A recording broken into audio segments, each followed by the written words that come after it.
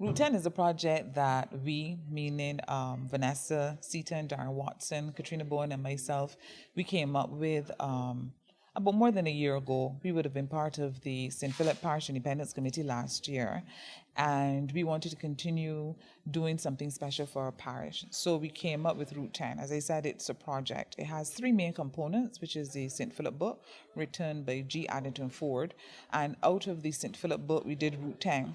Now, the St. Philip book tells you all about St. Philip, the history, the heritage, interesting places, little known stories, true stories that would have happened in the parish, and little tidbits as well.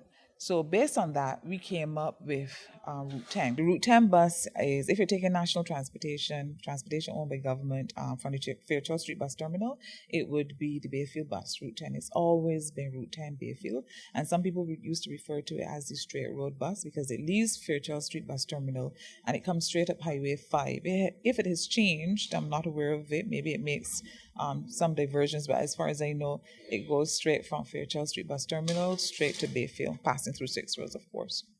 We wanted to find places that people would associate with St. Philip and some they may not have known about.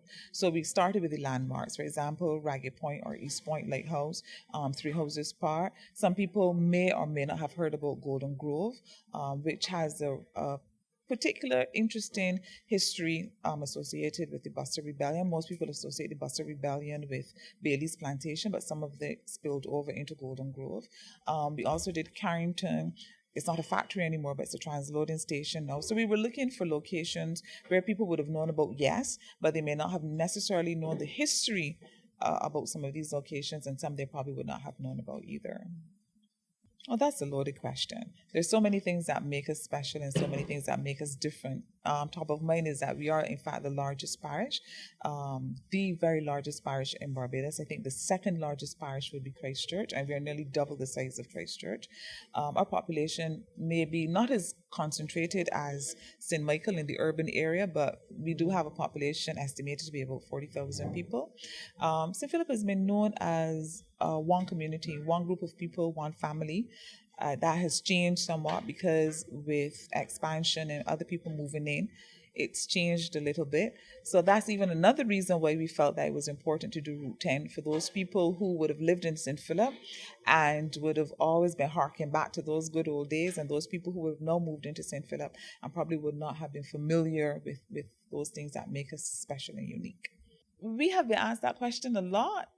If other parishes want us to come in and do a similar program or a similar project, we don't have a problem because we would have had the know-how.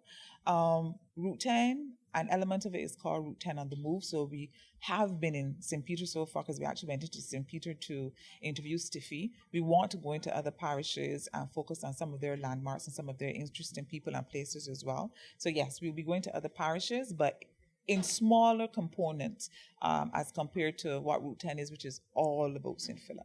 So if there's any parish that they want us to work with them and they want us to help them or, as I said, work with them in any way, yeah, we'll be open to that. We want to go into the diaspora. We want to start meeting and talking to those people who would have lived in St. Philip and who have migrated overseas. And in St. Philip, we call ourselves Philippines. So there may be some first and second generation Philippines that we want to be able to go and talk to and find out what they are doing overseas. In our second season, we want to do more of that.